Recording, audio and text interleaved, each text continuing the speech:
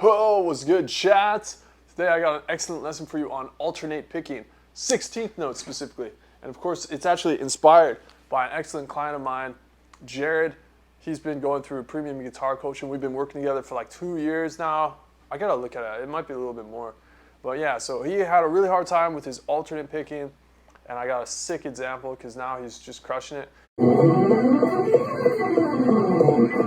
If you like alternate picking, you might also like my free course on it, which is in the description below. There's a link you can grab, sign up for that.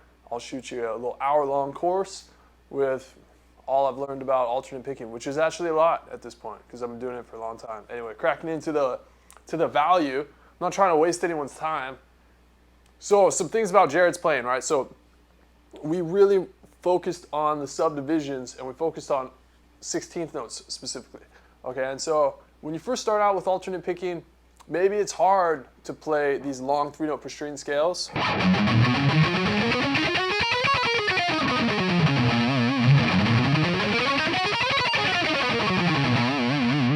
To play it starting on the click and then also landing on another click and just keeping fours. You know, the thing is that a lot of these 3-note per string scales are just that. They're 3 notes, so it's really effortless to kind of, or it makes a lot of sense. It's very intuitive to play 3 strings, play 3 notes. That's what I mean to say.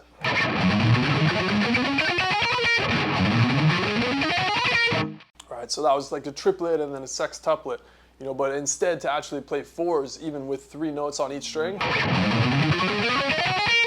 you know, it takes a little bit more thought. And that's what I really like to use when I'm trying to divide a particular group of notes, is I try to use my thoughts. You know, I try to hear like, okay, what does the 16th note sound like?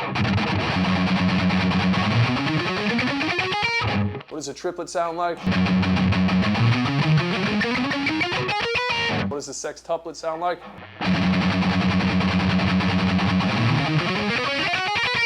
You know, I try to get the rhythm in my head before I'm playing it, because if you can't, just like sing, like if you're gonna try to sing a harmony or you're gonna try to sing a vocal line, you can't sing something unless you already know what it sounds like up here. So you can't play a rhythm unless you already know what it sounds like.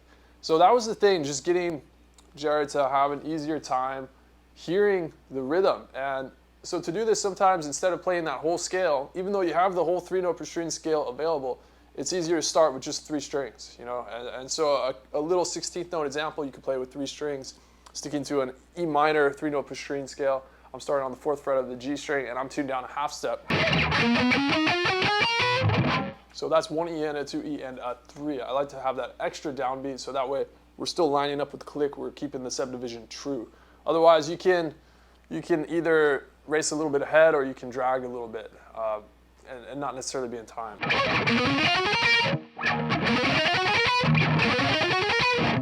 You know, so like let's just nail that. So then in the process of nailing that, some things that might happen is we find, oh, okay, maybe not all the notes are popping out, right? We get some of them, but not all of them.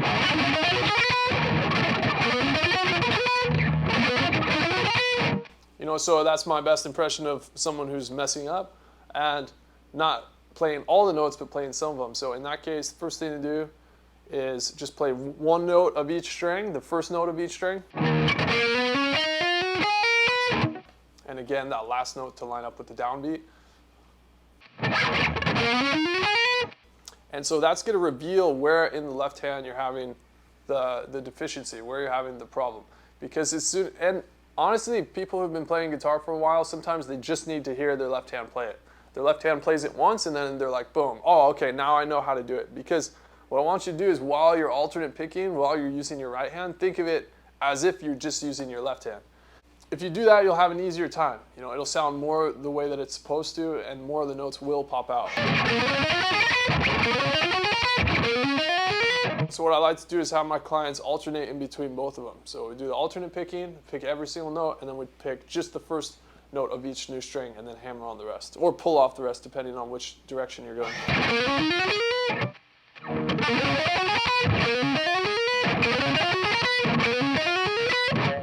Okay, from there, what I like to do is start turning around, because this is kind of a Paul Gilbert exercise. You play up 3 strings, you play a 3-note per string scale up all the way, and then you go up 1 note from there, turn around and come back on the descending pattern. So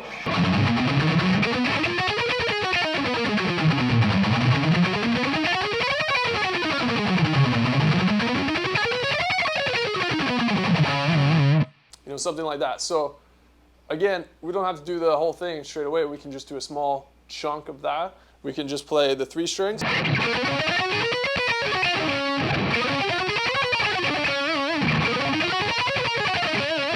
But I want to keep it as 16th notes, and so that's why I'm only playing 2 notes on the G string, because that way I'm going 1 E and 2 E and 3 E and 4 E and 1, right? So I'm landing on the downbeat that way. Okay, so 3 notes on all the strings except for coming back on the G string.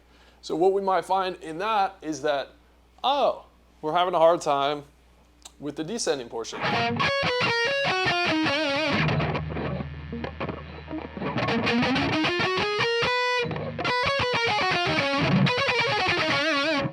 So I like to just isolate that 1 E and 2 E and 3. 1 E and 2 E and 3. So now we can focus on just that particular part. And then what do we find? Some of the notes aren't coming out. Let's check the left hand, right? Playing just the first note of each string.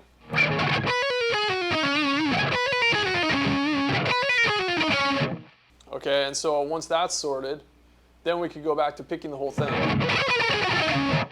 So what I'm not talking about is during this whole process, you're checking the metronome, you're bringing it up, up, up, up, up, 5 beats per minute, you know, as frequently as you can, every 30 seconds. And basically every time you're playing a good, clean rep, take the metronome, bump it up. Okay, so what happens from there? Then over time, and this might take a while, because like I said, with Jared, it was a longer process. So maybe you get to a point where you can play these 3 note per string patterns, but to play a whole 6 note pattern is kind of difficult. Or maybe you could play the 3 note per string patterns, let's say at 200 beats per minute, but you can play the 6 note patterns only at 150 beats per minute. That's fine. What I like to do is I like to push the 3 note per string patterns as fast as I can, and then at the end of the practice session, so maybe you're like 30 minutes in, 45 minutes in, then go down, bring the metronome down like 50 beats per minute, let's say, to a comfortable spot, and then try to do the whole thing, you know. But I wouldn't try to like add on more notes at the higher tempo. That's not going to be helpful. So.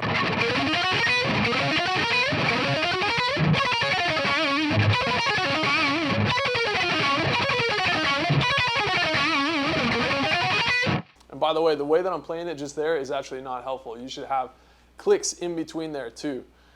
More clicks so that you can kind of rest in between each repetition and set yourself up to do a little bit better, because it's not so much that you play like a high volume of repetitions or that you play as many notes as possible. It's that what you do play is really high quality, and whether it's fast, like it's just, we want everything to be awesome every single time. Okay, so other lessons that Jared picked up, honestly I would focus on those 2 things, right? Focus on playing a small group of notes, getting that really fast, and then checking your left hand. Make sure your left hand is solid. Get the ascending and the descending. And, you know, just videotape yourself. I tell everyone this, nobody does this, but like videotape yourself, because another problem he was having was he would economy pick. So he would alternate pick ascending,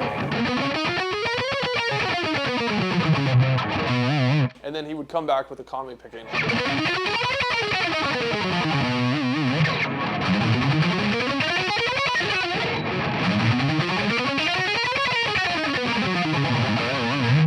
Which was always funny, because I'm like, why are you a perfect freaking economy picker on the way down? And so, you know, I think it was a lot of his practice and also me pointing out, like, yo, dude, you're economy picking that eventually he had an easier time descending without the economy picking. I think we worked on just descending licks a lot to make sure that it was alternate picked. But yeah, definitely videotape yourself. Do even slow-mo cameras, you know, and take a peek and see, okay, am I super consistent with my alternate picking? Because if you want to alternate pick, you have to do just that. You can't say like, okay, I'm going to alternate pick sometimes. That's not what alternate picking is. So anyway, if you want some more information on this stuff, you want a sick free lesson, definitely check out that link in the description below. Be sure to take advantage of that stuff now before I end up becoming a knight at medieval times and can't help anyone anymore. All right, see you in the next video. Peace.